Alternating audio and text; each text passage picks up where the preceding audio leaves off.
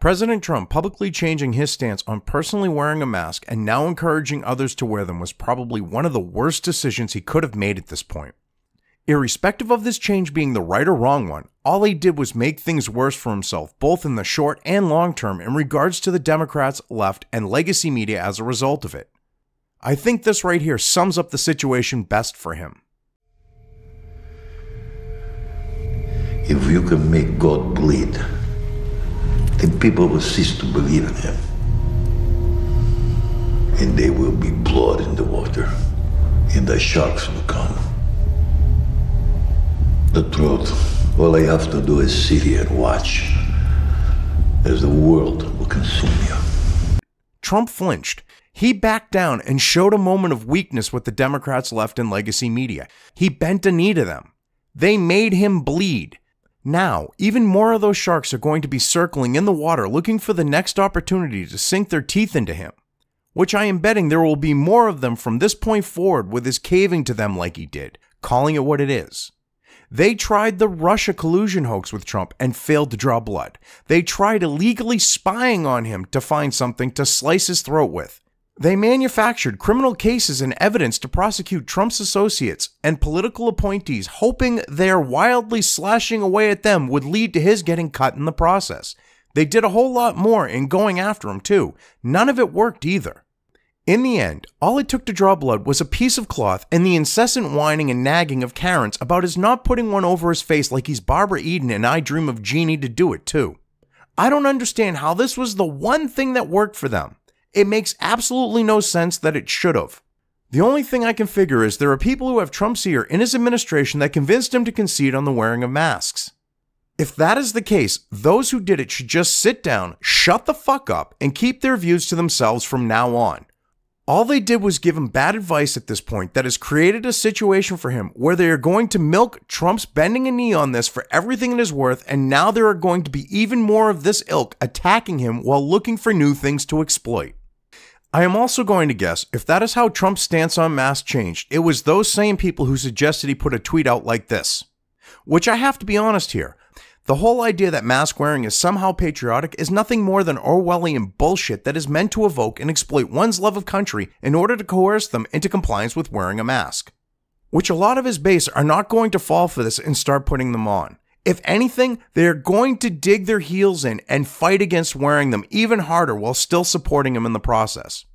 See, we are well past the days of where a president, or any other politician for that matter, not to mention the legacy media, can tell us our doing something is patriotic in order to get us to do it. That is a thing of the past. We have been lied to, manipulated, and used far too many times now by these types of people, and they no longer control the flow of information. They are no longer the only game in town for it. People are able to communicate with each other, exchange ideas and information on a level never seen before the advent of the internet. Which is exactly why we are seeing the calls by the left, politicians, and Silicon Valley for the censorship of it.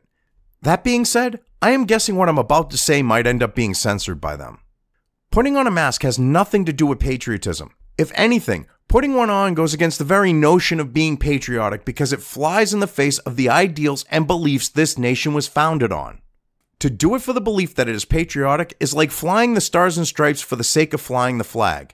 It is like paying lip service by reciting the Pledge of Allegiance and not meaning any of it. If the narrative of putting a mask on is patriotic somehow does stick, at some point I am sure saying anything contradictory to it will be censored by Silicon Valley, if it isn't already. This will be, of course, while they promote authoritative sources that push how patriotic it is to wear one. They have already been doing this with other things that have contradicted their different narratives with the pandemic. I consider myself a patriotic American, but I will not wear a mask in the name of being one. It will never happen under that reasoning. The only way I will wear one is if there is sound scientific data backing up my doing so. Currently, though, there isn't any behind the push for everyone to be mandated into wearing them. What is driving it is fear-mongering and security theater designed to make it so the pandemic can be exploited for everything it is worth. Two experts went through the data and found that masks for all is not based off of anything scientifically quantifiable. As in, the data being used to push for everyone to wear masks is not sound. Their findings were published by the University of Minnesota's Center for Infectious Disease Research and Policy back in April, and no one in the legacy media went near it. They avoided it like the plague because it goes against the narrative being pushed. They, along with Democrats and elements of the left, hoped that people wouldn't find out about what they learned from going over the data. The problem is, people did find out, and the article started gaining traction, which of course we know could only lead to one thing: the left calling for it to be censored. As you can see, the experts who wrote the article made an addition on July 16th. They flat out state there were requests to remove this article. I am guessing that is their way of putting it nicely, because I am picturing those making the requests acting like a bunch of hockey helmet wearing, short bus riding spurgs and trying to get it taken down. The experts who authored this article list several reasons that people used in calling for the removal of it. Actually, let's call it what it is. They called for its censorship. Out of all the reasons given, I am sure the third is the one that has been the driving force behind the push for making this article disappear. It is the only one that threatens the fear-mongering and security theater they are using in trying to force us to accept their new normal. The fact that it does couldn't be made any more clearer than it has been here. The article is being used by individuals and groups to support non-mask wearing where mandated. I need a success here. I don't need any delays jeopardizing that success. Am I making myself clear, Don? Oh, clear as vodka, Dave. With November and the election only a few months away, the Democrats, left, and legacy media believe they need for the pandemic scare to remain at the level it is now, or ideally for it to increase, in order to exploit it so that they can get Trump out of office. They need to make the perception of their new normal accepted by us as reality. It is clear they have plans to take advantage of the pandemic in regards to the election itself. When you have Democrats demanding every single registered voter is sent a mail-in ballot regardless of their requesting one, and they are getting beyond defensive when someone mentions this could lead to massive voter fraud, it is pretty clear they are planning on committing it. Only someone who is guilty of doing something or planning to do it gets like that. The innocent have no reason to get all defensive in a situation like this because they aren't involved in anything nefarious. Not only that, if the Democrats and left didn't plan on having the fix-in, pandemic permitting, Nancy Pelosi wouldn't be stating that Trump is leaving office in November whether he knows it or not, like she just recently did, while also mentioning she's second in line for president. You only say and do something like that when you know you have things rigged and are confident in the results of them. What she was doing was bragging about it. The problem is, if there is no new normal, their little plan that I believe they have in the works falls apart. The experts who wrote this article, in publishing their findings from going over the data, they completely destroyed one key element of selling the Chicken Little, sky is falling, millions could die narrative that they are pushing to bring about accepting this new normal of theirs so they can rig the election. Wearing masks does not prevent the spread of coronavirus. They don't even help to minimize its spread. They do much of nothing.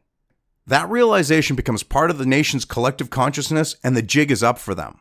People will stop wearing their masks, and that constant reminder meant to reinforce the new normal is gone. They will start to forget about the coronavirus and the pandemic, leading to their going back to living their lives. This will in turn lead to people being exposed to it and are developing herd immunity as a result, which is something I am sure the Democrats, elements of the left, legacy media, and globalists like Bill Gates do not want to happen. Because if we achieve it, everything they have been working for with exploiting the pandemic has been lost. They will have absolutely nothing to hold up as justification for any of the things they are calling for right now. See, ultimately, at least for now, they know that the only way they can get the things that they want is if we allow them to have them. They can't just take them away from us, like on the note of our civil liberties and inalienable rights, for example. They also cannot make things they want to happen just happen either. This is why we are seeing what we are with the pandemic. They see it as a means to an end in bringing about getting what they want. We've reached a point in society where science is no longer about science. It has become about politics and using it to bring about societal change, even if the data is contradictory to the end goal. We have witnessed it being twisted to this purpose for years, and somehow it is expected of us to just accept what we're being told to believe, while at the same time, anything that contradicts it is being removed from existence.